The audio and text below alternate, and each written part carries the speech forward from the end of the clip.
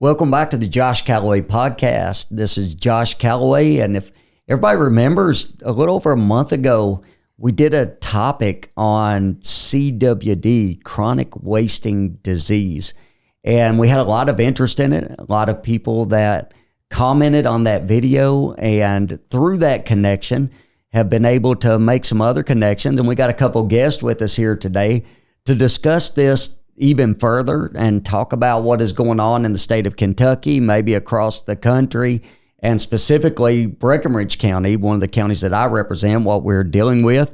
But it's great to have you guys with us. And so if you could introduce yourself, let the guests know who you are, what you do, and let's talk about CWD. Let's do it.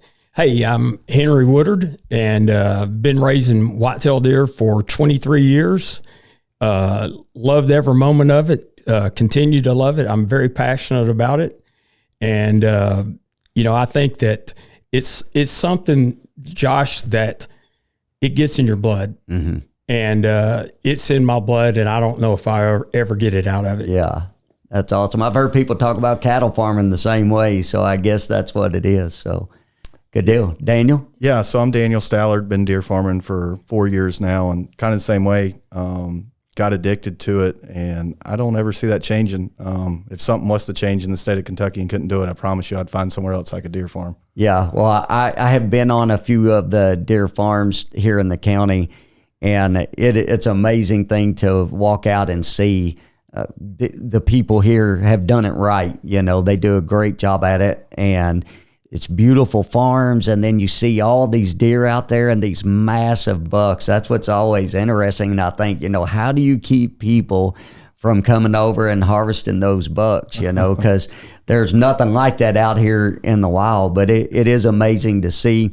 When we did that podcast, we were just getting into the phase of the lockdown on the county, or the 3 counties, surrounding counties. 2 other surrounding counties. So it was Breckenridge, it was Meade County, and it was also Hardin County. And that lockdown basically revolved around the CWD that was found in a captive deer here in the county on a farm.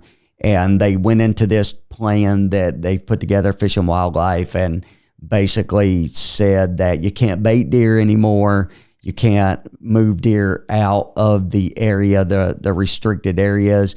I think you can after they've been processed, but not before then. Started doing more testing. It wasn't mandatory testing, but they did decide that they would do testing if people would turn their deer in on a volunteer basis.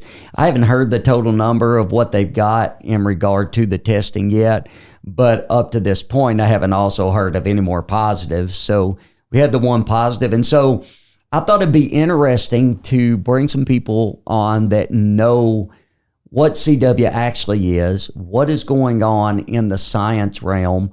And Henry and I got connected, and we started talking, and just found out you've been studying this stuff for a long time. So exactly what is CWD for people that don't know? Yeah, so CWD is it's a prion disease.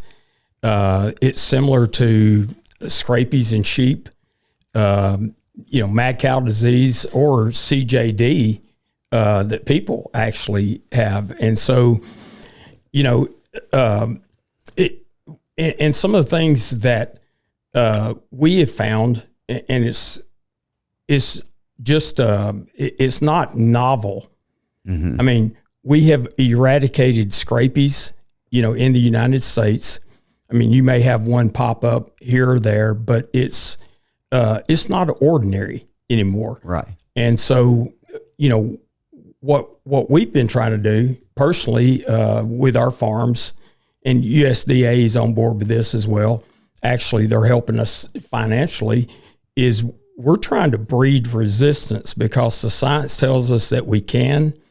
There's a lot of studies out there, and I know we'll have a chance to get into that today, but it's, like I said, it's similar, very similar to scrapies. As a matter of fact, the Western blot test cannot discriminate the difference. It cannot differentiate, the difference between CWD and scrapies. Yeah.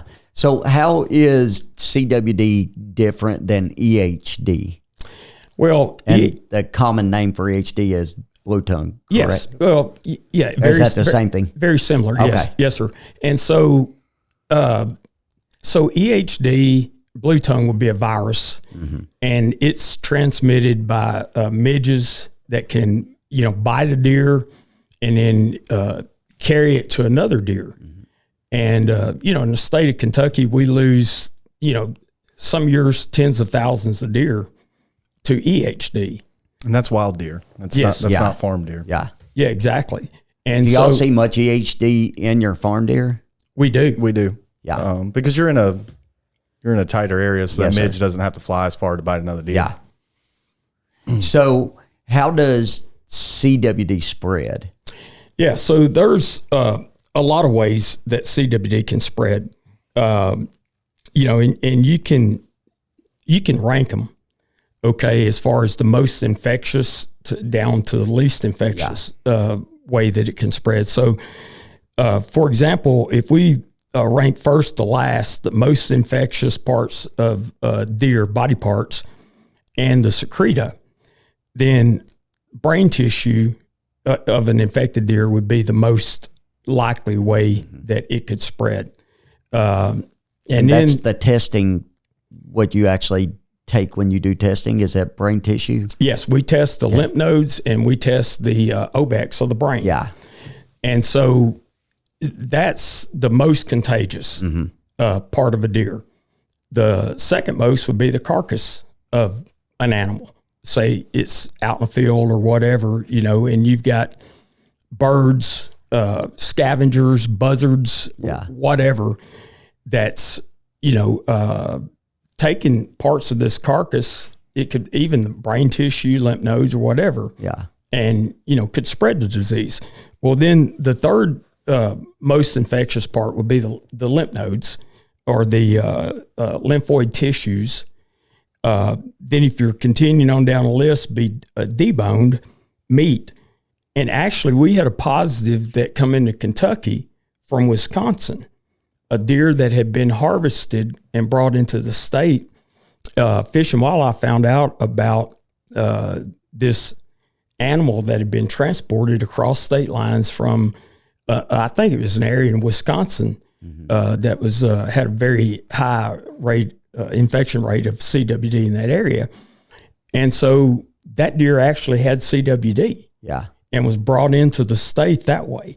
And then if we go down, digestive tissue, blood, saliva, feces, and then urine. And so if we rank these, urine, it would take 33,000 gallons of urine to equal 1 gram of brain matter. Wow. So that kind of shows you that that's one of the least likely ways that it can get spread. Yeah. There's been a lot of talk about saliva, and we'll talk a little bit about the baiting, but that's interesting to see how potent, I guess, those particular parts. So when you think about that, other ways that deer could get it, there's several other ways. It seems as if there's other ways that they could get this disease than just from deer to deer. Right. Oh, absolutely. I think the main one's probably the carcass. How many road kills are out there, or how many, bad shots and a deer wasn't found. And then coyote, and even Fish and Wildlife on their own website state that coyotes and they have coyotes and crows can carry CWD or move CWD from one zone to another. And so when you talk about regulations and things, it's like you're not going to stop a coyote or a crow or a buzzard from carrying a carcass or a piece of a deer across county lines or across state lines. Yeah. So there are several possibilities or ways that this could actually carry or transmit. Yeah, it could come in through mud on tires. It could come in with cattle, with the mud from an infected area with prions on its hoofs. Well, there was a test done on plants. Yeah. And so they have found out that if plants are growing, let's just say you bring alfalfa in from Colorado, which is covered in CWD. You can bring that alfalfa in and it can carry CWD. Yeah. And so there's another way of it coming in and we don't even know. So you bring alfalfa in to feed your cattle. Deer are going to eat the alfalfa. They love it. And so they go to the same alfalfa pile that you're feeding your cows out of, and they could get the CWD out of that alfalfa that you brought in from Colorado, Kansas, wherever that's got CWD. It can come in on plants. What do you think is likely? So, we've dealt with a case here and we've all scratched our head as to potentially how that happened. And I'll just tell you, me personally, I'm not speaking for these guys right now, but I have some concerns around testing and the fact that the testing cannot be checked somewhere else, that it's basically one place. But if it does happen, especially in a captive setting, how would that come about? Or, what's your theory on that? The easiest way or the most likely way for it to transmit? Well, there's been a lot of facilities that have been double fenced. Mm-hmm. They haven't brought an animal in. I know one facility, they had brought one in for 12 years. Well, they had a CWD pop. Yeah. So you're double fenced. You haven't brought an animal in for 12 years. So how did that CWD arrive there? Yeah. Was it spontaneous? Because CJD in people, we know there's 3 ways that you can get that. It could be inherited. You could have a mutated gene. Mm-hmm. You could get it spontaneous.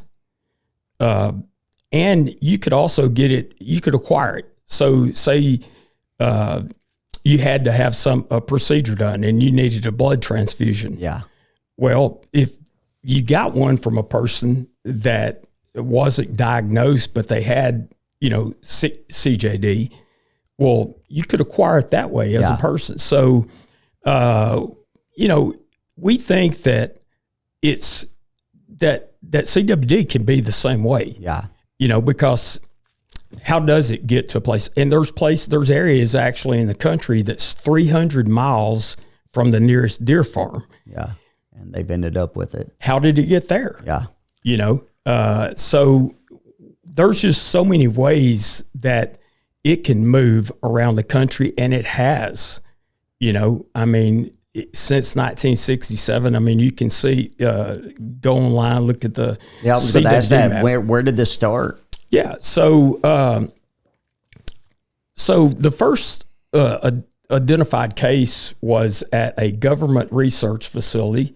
It was in Fort Collins, Colorado. It was the Colorado Fish and Wildlife Research Facility. Mm-hmm. And if you, which is interesting because if you read articles in paper, in any paper, they always say it was in a captive cervid facility. Yeah. They fail to mention that captive cervid facility was a government facility. Yes.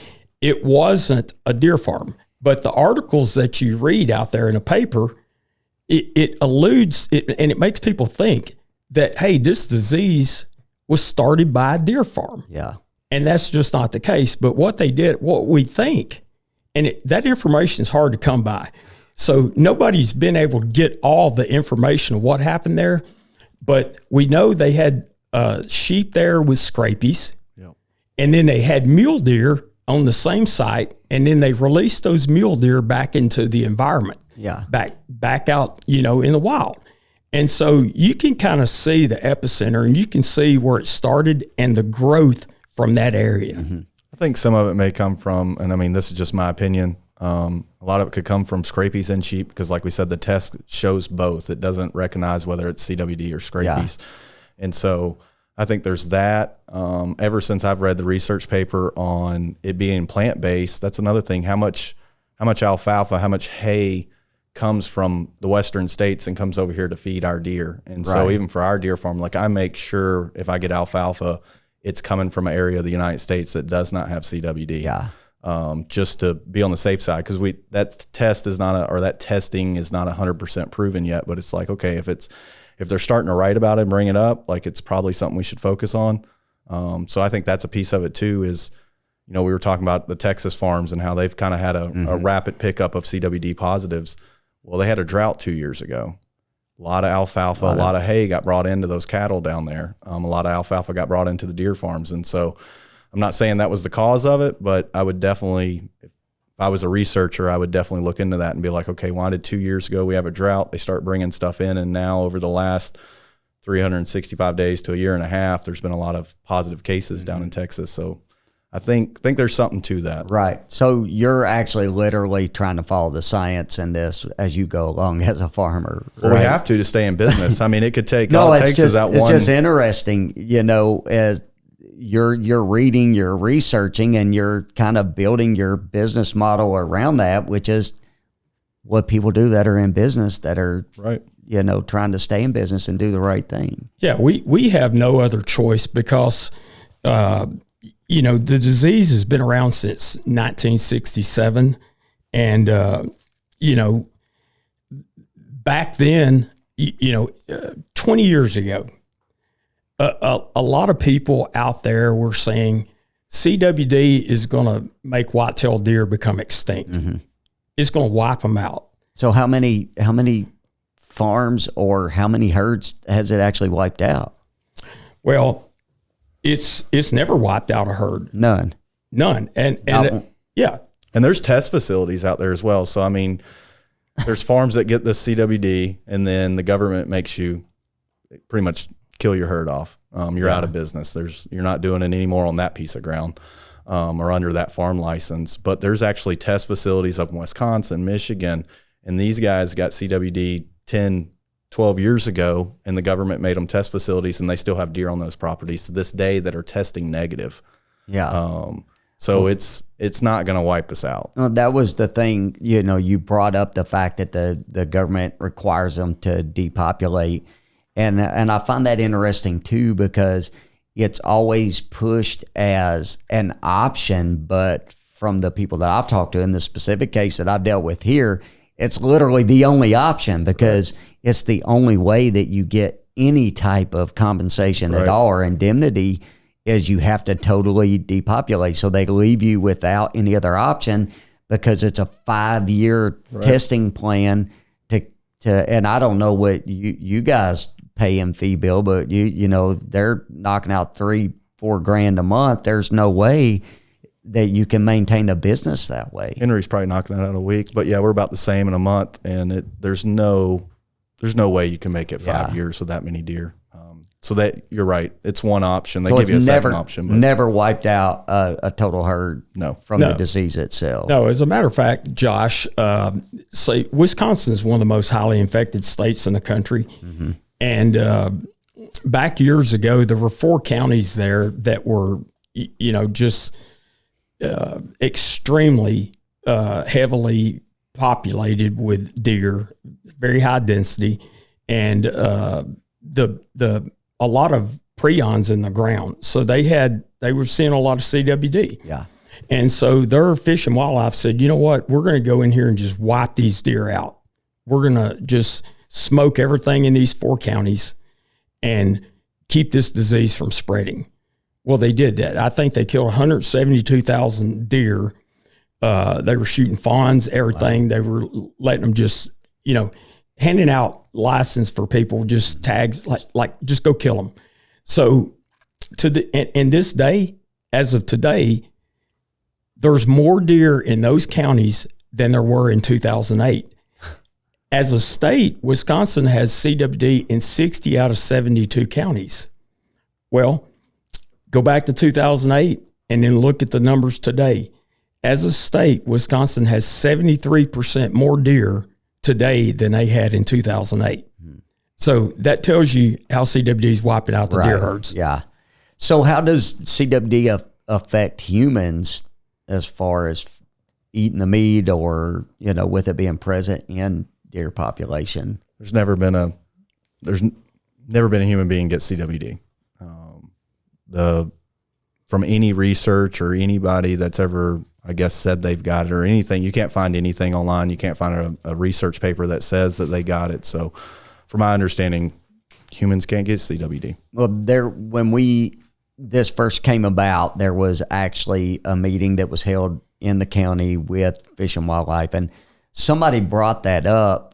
A gentleman that has a show, a hunting show, and talks about wildlife all the time, and he asked that question: does it affect humans? Can it make humans sick? And they basically said, we don't have a case to where we know it's happened, but we can't literally tell you it's okay to continue to eat the meat. And he's like, why not? Like, we've never heard of this affecting humans. And so I will tell you, for this county, most people that are killing are processing the meat, right, and they're eating it. And a lot of them are not testing.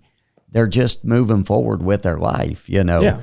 So one particular issue here that has really affected this county is the baiting ban. So when we had the positive, the commission met, no baiting in the county. And we have outfitters here that their business model revolves around baiting. People come to Kentucky because they can bait, because, right, they've got an 82% potential to kill and some nice deer in Kentucky as well. So what is your theory about that? Has baiting bans ever helped stop the spread? Well, that's an interesting question, Josh, because actually the 8 most infected states with CWD, they've never allowed baiting to begin with. So, I guess that would be my answer. And I understand the logic there is that, okay, let's stop deer from congregating. Mm-hmm. But the thing about that is you're not going to stop deer from congregating. Right. Deer are very social animals. Take, for instance, the mating, mm-hmm, of deer. Well, bucks make scrapes. They're urinating in those scrapes. Right. The does are coming by and urinating. The bucks follow them. They have licking branches. Right. Okay, so they're putting saliva there. And then obviously they have to have contact to mate. Yes. So you're not going to stop deer from having contact with each other. Yeah. And even in the winter months, they're going to congregate anyway because they're going to go to one food source. I mean, if anybody that knows deer hunting, in the late months, you get a standing bean field. You can probably, especially in this county, you could probably count deer standing out in a bean field if it's a standing bean field. So you're not going to stop it whether you take baiting away or not. But in the same hand, there's been multiple farms that have one positive and every other deer that's tested is negative. Mm-hmm. And so it tells me most deer farms are feeding out of the same trough per pen. And if they're using the same trough to eat out every day, this isn't a corn pile laying on the ground where they have options to eat throughout the day. This is where deer are eating. Correct. And so you have one deer that tests positive and 10 other deer in that same pen test negative. I cannot see where baiting is going to change whether deer get CWD in the wild or not. I think the one gentleman put it this way. He said, if you could cancel the rut, maybe you got a chance. You might have a chance, but you're not going to cancel the rut. You're not going to stop this. And I think that's the point that they've tried to make. And just because it's a logical point, right? Yeah. It's use common sense. Right. And I'm not pointing fingers at anybody other than the fact that I don't think the government should be able to put their thumb on somebody's business, right? That's trying to do the right thing and be able to enforce something that literally causes them to lose their business. And I think that's what some of the outfitters' concern is that the baiting ban, they're not re-signing people for next year because people don't know what's going to happen. And so just, wanted your perspective on that. And that just doesn't hurt the outfitter. He's leasing ground probably. If he's got 10,000 acres, that's exactly right. Leasing ground. And so that's only going to hurt the landowner as well because either they're not going to lease it or may have to drop their lease price. So you're not just hurting one person there, you're hurting landowners. The other thing, Josh, is that I'd like to bring up is, and it's not just during the rut, because like you have fawns in the spring, mm-hmm, and most people probably don't know this, but we do because we're with deer every single day, right? So, but when they have fawns, the first few weeks, the fawns can't use the bathroom on their own. They have, mm-hmm, to be stimulated by their mothers. Yeah. So they will lick on them, their behind, and, get them to urinate, use the bathroom. Well, the thing that we see, and the thing it happens in the wild as well, is that it's not just that particular fawn's mother, because, it's like a village. Yeah. Other does help raise those fawns. And, we see it. And other does will nurse those fawns. That's interesting. So if you've got, it's just like, say people, for example. So you've got a younger mother may not be as good a mother as a mother that's a little bit more mature, a little bit older, and has more experience. Well, same way with a deer. So sometimes you'll have a fawn that will get bred and actually have a baby. And so sometimes they don't take care of they don't know how to take care of the babies. Like you may have the fawn that's over here that's bleeding because it's not getting fed. When I say bleat, B-L-E-A-T, okay, not bleeding, but bleat. So those fawns will bleat. If that mother does not come and feed that fawn, then you will see other mothers that they will hear that fawn bleeding and they will go feed the fawn. Right. So you're exchanging. You're not stopping the congregation. You're not stopping the interaction. That. You're not stopping contact, period. So why would the population grow in highly infected areas if we've seen these extremely infected areas, they kill off the deer, and then all of a sudden you see more deer? Because I don't think CWD is really killing them. I don't think there's a lot of, because there's not a live test, approved live test. There's not a lot of research on live CWD deer. There's not a ton of research on that. So we're thinking that CWD kills every single deer. Well, that may not be the case either. So there may be, there's deer out there in the wild that have CWD that may live another 2 or 3 years and you don't know about it, because like we were talking earlier where everybody says the zombie deer. Well, most people on Facebook, Twitter, whatnot, you see a deer stumbling through a neighborhood or whatnot. Most of the case, that's EHD. That's not CWD. And so I think there's not enough research on live CWD deer to say, are they not living and producing their fawns? Well, I made the point when we did the initial podcast, and I want to make the point again that the picture that the news media was putting out there about this particular deer that spawned all this conversation from Breckenridge County was a healthy deer. Right.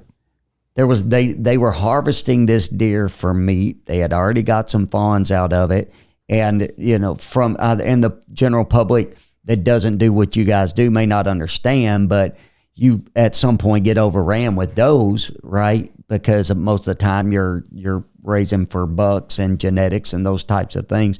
So this was a healthy deer.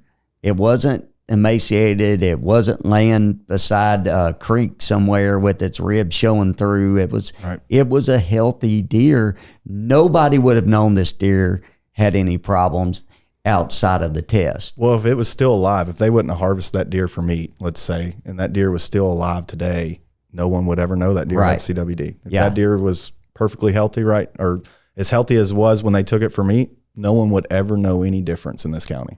So, Josh, that question is, how are we seeing areas that, have highly infected areas, CWD, we're seeing their populations grow? Well, the thing is that Mother Nature does not have a zero tolerance for CWD. Mm-hmm. It's only man that has a zero tolerance for CWD. So studies is just like at the last CWD symposium in 2023, there was a study by the Wisconsin DNR, University of Wisconsin. I think Wyoming Fish and Game was involved in that as well. And I think there was another agency that was involved in that study, 4 agencies. And no deer farmers, nothing like that where you could say, oh, it's biased. Well, what they found up in Wisconsin was that the the number of GS fawns, and now we're talking about the science. Yeah. We're talking genetics, the genetic makeup. Yeah. So a lot of the deer in the wild have at codon 96, they're GGs. Well, the science is showing that if you take a G out there and replace it with an S, say you have a GS, and then you can even take the other G out, they could have two S's at codon 96.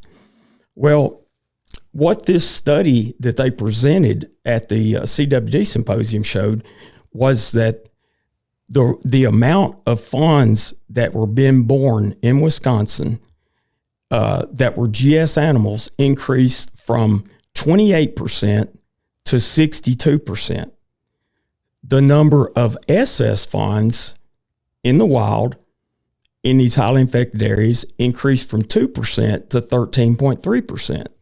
So what we see is Mother Nature is doing its job, and it's not a coincidence that the science that we're using, the same science that was used to eradicate scrapies, is taking place in the wild. Yeah. It's Mother Nature doing its job. Yeah. Now, we have an opportunity in what we do, selective breeding, and the technology that we have is so much greater than what they used to eradicate scrapies. We've Dr. Christopher Seabury at Texas A&M's taken it just way beyond that. Yeah. And so we're able to do what Mother Nature does, but much faster through selective breeding. Yeah. And so that's what we're doing, and we're focusing on that science, and that science is happening. Mother Nature is happening in Mother Nature, and it's also happening with us, with what we do. Yeah. So you guys are, I guess I would call it double regulated, but you have the USDA, and then you're regulated by Department of Ag and the Department of Fish and Wildlife, correct? Right. Yes. So how is Fish and Wildlife, how are they managing the disease? I think you're seeing it personally in the county. I mean, their management tactic is take baiting away. Here they're not doing the mandatory test. In Western Kentucky, they're doing the mandatory test. But when it comes down to it, they're only testing roughly 17% of the population, is what the number breaks down to. So I don't think you're testing 17% and saying you're going to help the situation. You're not helping. You're not, at best. And I mean, I'm saying this is at best. You may contain it with taking the baiting away, but I think we just talked about really that's not even closely to containing it with the rut and everything else that goes on. So they're not doing anything but making life harder on an average deer farmer and an average deer hunter. And for myself, I'm both of them. So, I mean, it doesn't make sense because you're not, to me, we've been doing the same thing for probably 40 years as far as taking baiting away or going in with sharpshooters and taking the deer out or harvest as many deer as we can in a CWD area. We've been doing the same thing for 40 years, and all it's done is spread more across the United States. So if I'm answering that question, they're not doing anything to help it. But you all test every deer that dies or that you harvest, correct? On from your captive deer. Yes. So here's kind of the difference between us and what fish and wildlife folks throughout the country are doing is that fish and wildlife agencies have said, look, we're going to test. We're going to detect. We're going to find this disease. We're going to test for it. Then after they detect it, they say, okay, we're going to ban baiting and we're going to thin out the population. Those are all valid, scientific things to do.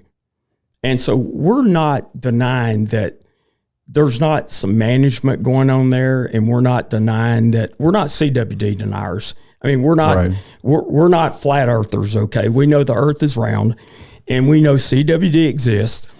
And our whole thing is, it's like, what's the definition of insanity? Is keep doing the same thing, expect different results. Well, we haven't stopped the spread of the disease, and we're not going to do it that way. And going back on Kentucky, what Kentucky Fish and Wildlife has done here in this state, they've tested 60,000 deer over a 22-year period.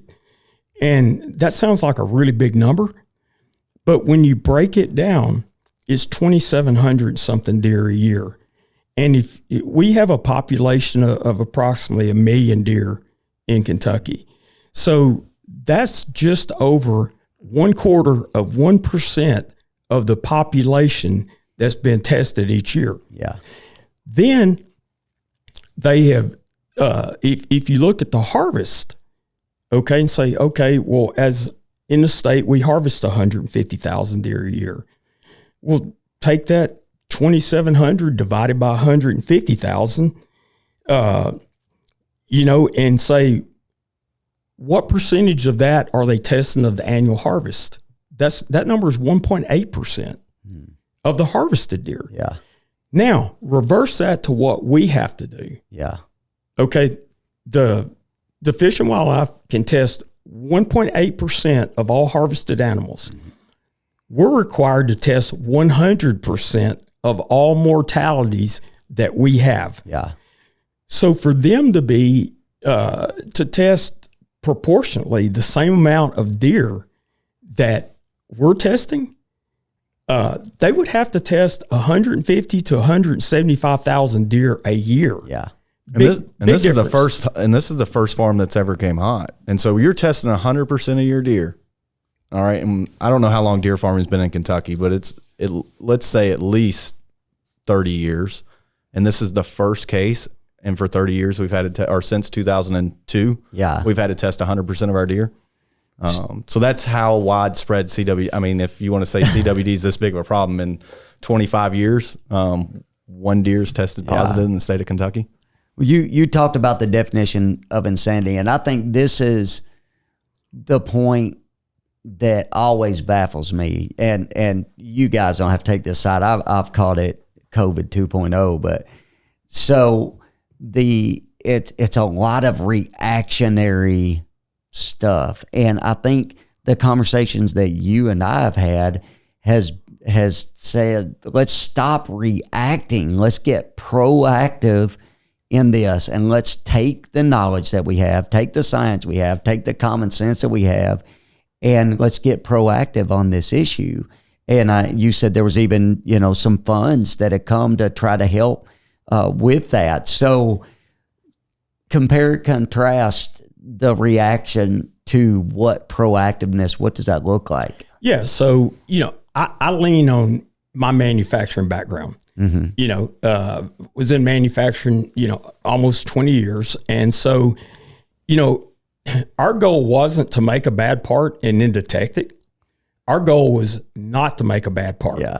And we would have went out of business very quickly if how we dealt with problems was just to detect that we had a problem. So, you implement things that you say that we're going to prevent this from happening. Right. Our goal is not to detect that we have a problem. Our goal is not to have a problem. And so, we're taking that same approach as deer farmers. Mm-hmm. And in the captive cervid industry, we know that we can build deer that, they have a very, very, very high resistance to CWD. It would take more exposure for longer periods of time for them to get CWD. And so, we need to quit looking at detection and then Band-Aids. Mm-hmm. Like, we're going to detect, we're going to thin the deer herd out, we're not going to bait, but guess what?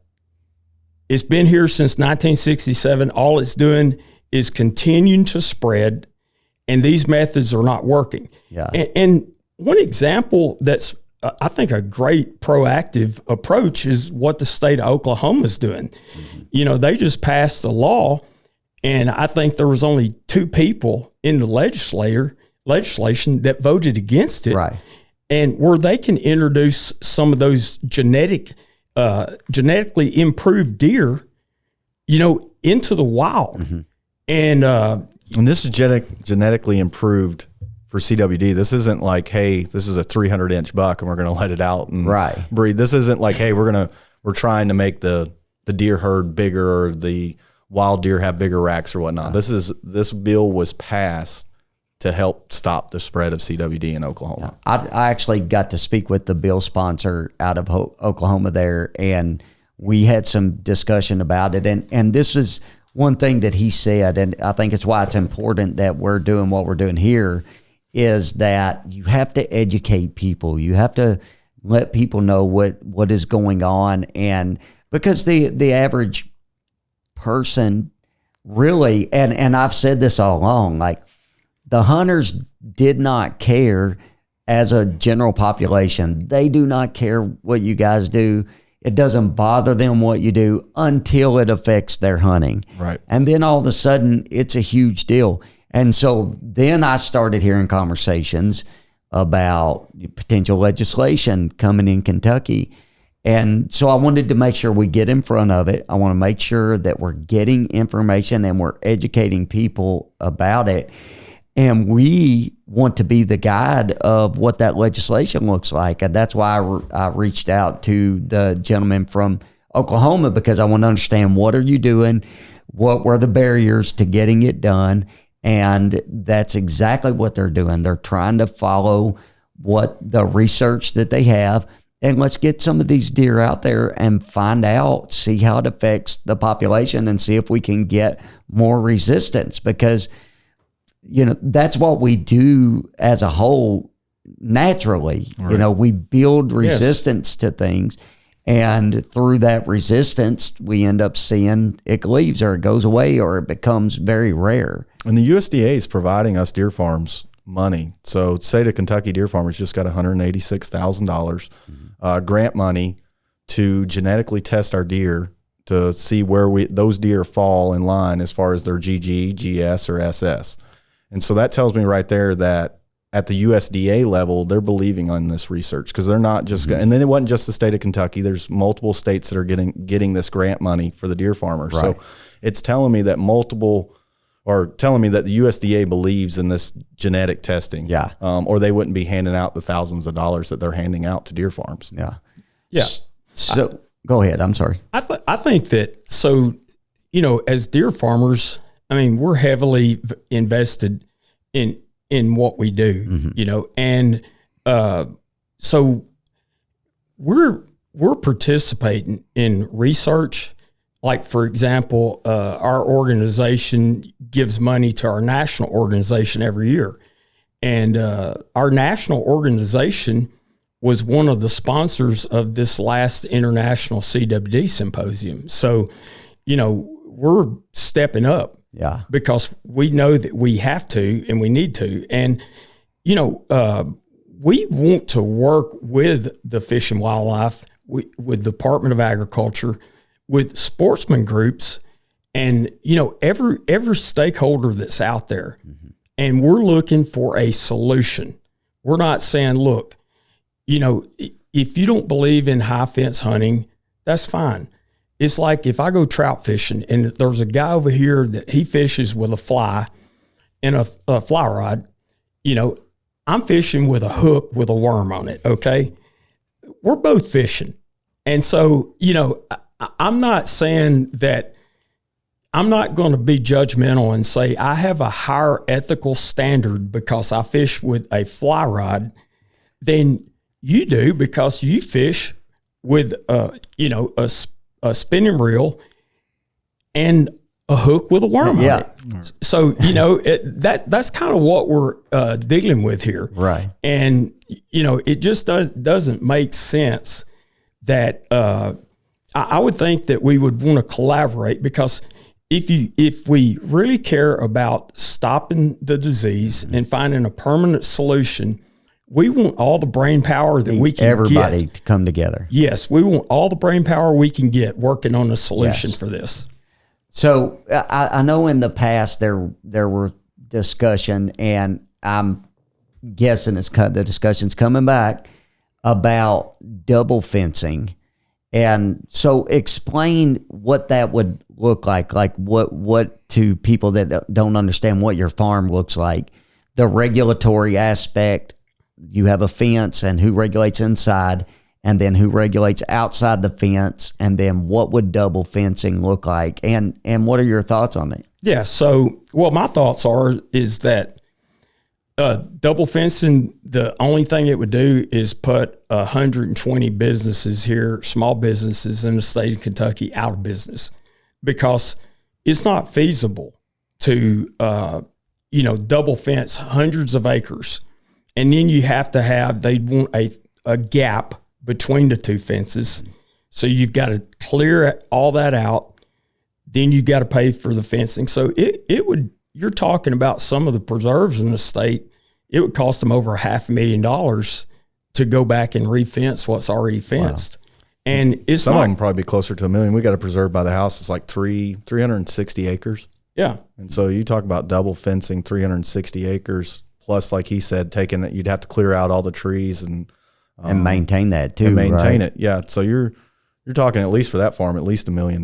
So the Department of Agriculture basically oversees what's inside the fence, correct, and then up to the fence, or the fence and out is what the Department of Fish and Wildlife regulates. Is that correct? Yeah, Fish and Wildlife they inspect our fences. And they regulate everything outside the fence. Mm-hmm. We're under Department of Agriculture, so everything within the fence, we're agriculture, producers. And so, and a lot of people, I'd kind of like to point this out too, is that, a lot of people say, oh, it's high fence, like we was talking about with the ethical standards or whatever. Well, there's a place for what we do. I mean, we just had a gentleman that was handicapped last week. We have handicap accessible blinds, handicap accessible bathrooms.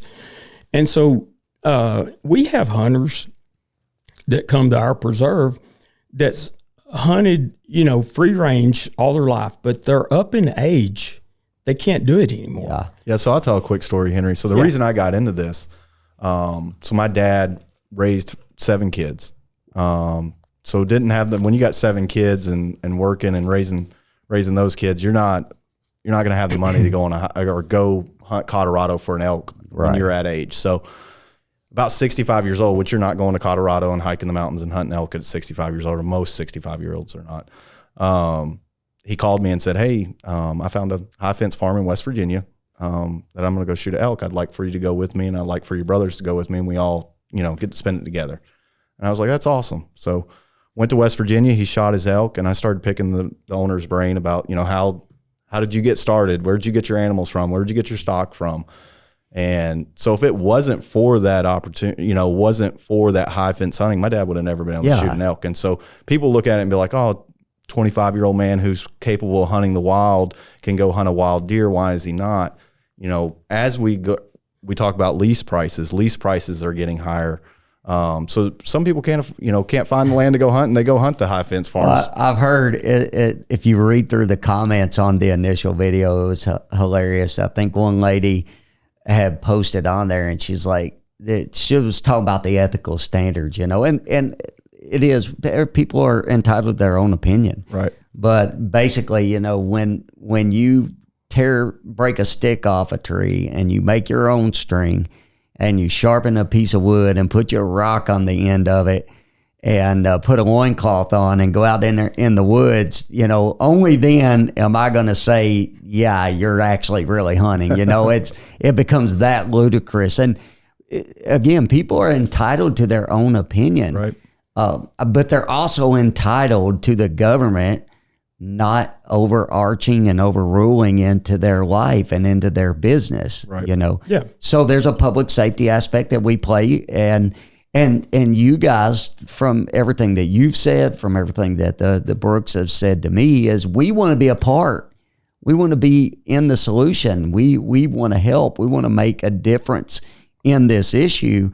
And it seems like we turn around to more Band-Aid sometimes, or the heavy thumb of the government.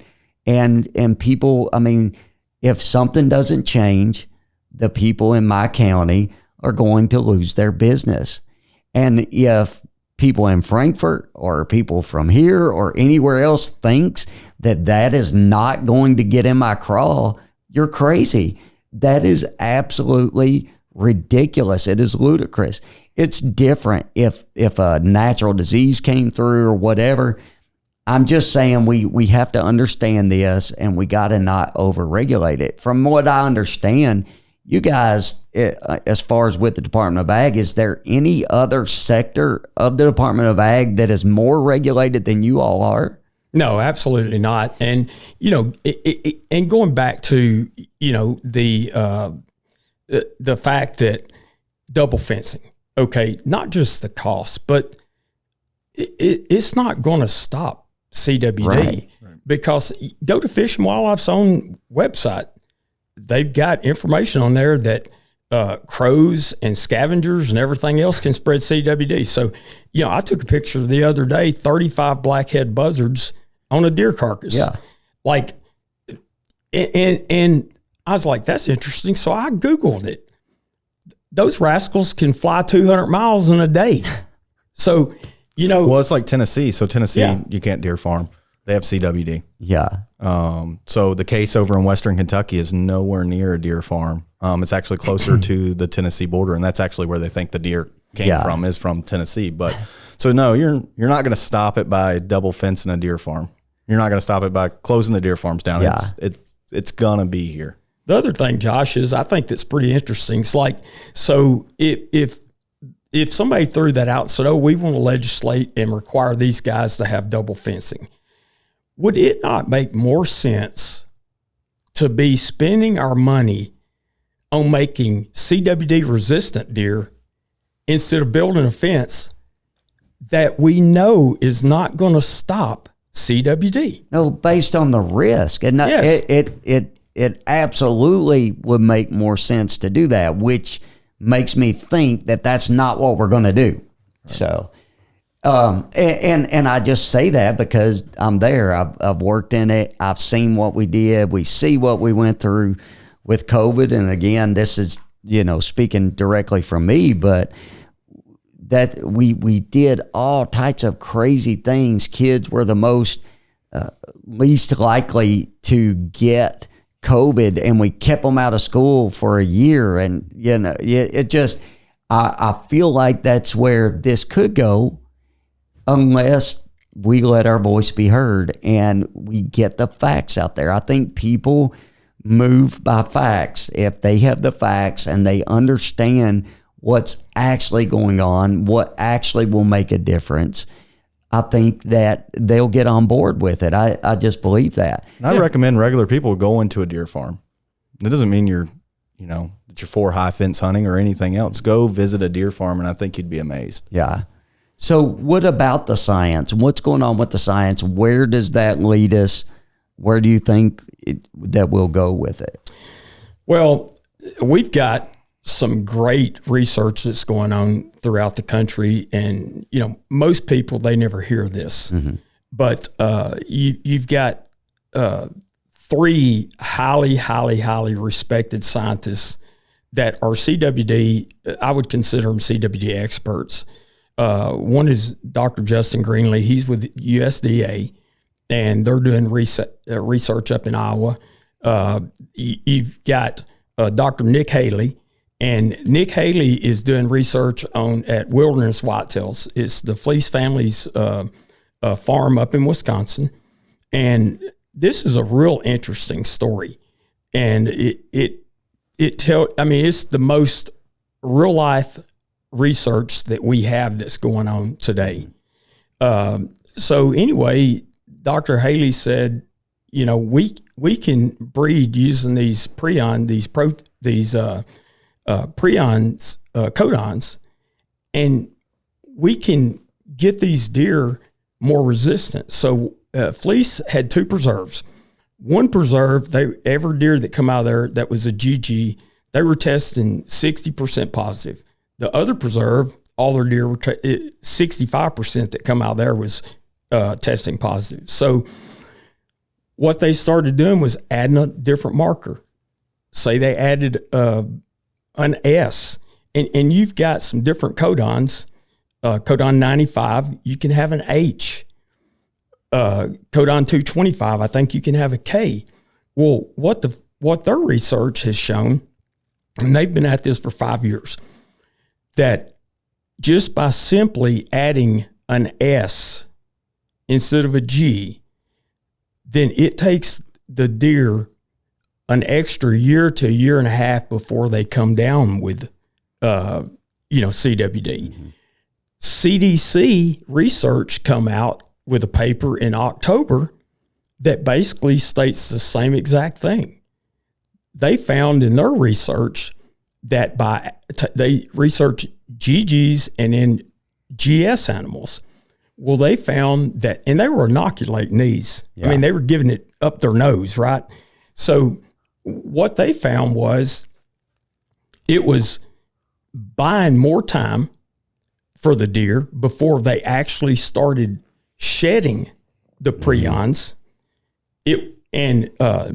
Like Greg said, talking to the guys up at Wilderness, it buys you another year, year and a half. And not only that, but those deer shed less prions. So there's less prions going into the environment. Now, Greg has never had a deer up to this point at Wilderness Whitetails with Dr. Haley's research, a double marker deer, say an SS.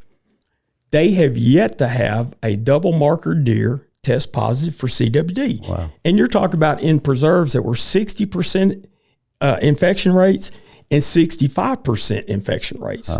So these are deer that are born there, so he can't bring deer in. So you're talking deer that have lived on this ground in their entire life. This isn't a deer that's lived there for 2 months or 3 months. This is deer born in the facility. Yeah. Well, and they actually can stock too. They can stock from their breeding facility. They never had a positive in a breeding facility, only in their preserves. But the research is going on there, and they're 5 years in. Mm-hmm. And, I talked to Dr. Haley the other day. He thinks that in 10 years that CWD in farm deer would be an absolute oddity for it to even exist. He tings that's where we're going. Now, another research that's going on, and this guy, he's flying at a whole different altitude than I fly at. I'll just go ahead and tell you that right now, Josh. And his name's Dr. Christopher Seabury. He's with Texas A&M. I've read some of his material. He's a genius. It's over my head. Oh, he's an absolute genius. Well, what he did was he approached it from a genomic breeding value. And so he created an algorithm that he took a pile of deer that the states gave him and said, okay, he took 20% of that batch and he said, I'm going to teach the machine with this 20%. Mm-hmm. What do all the positives have in common? What do all the negatives have in common? What's the differences in the two?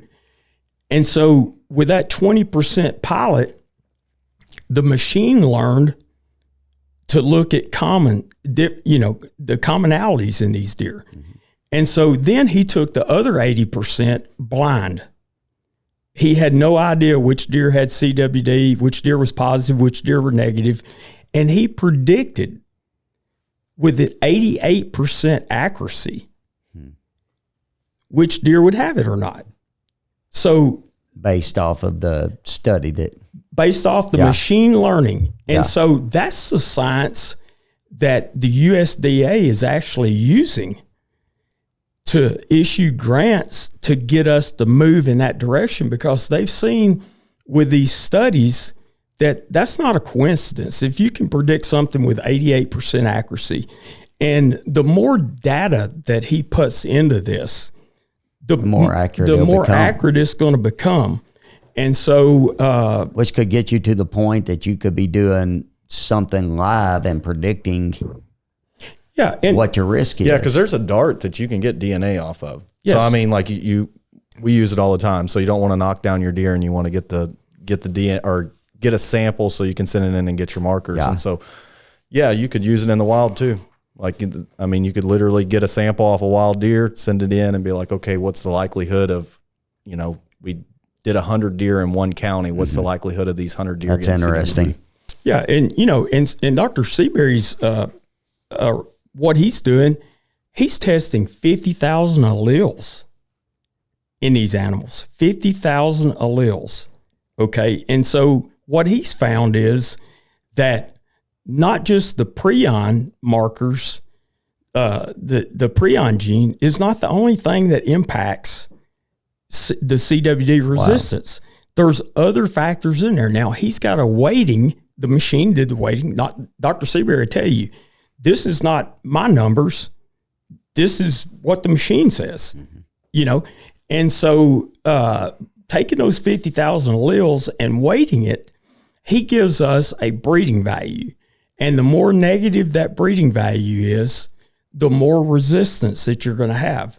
So as we produce lower and lower scoring numbers, which we are going to, there's who knows what our limits are going to be. Right. I mean, we may be able to build animals that can't even get CWD.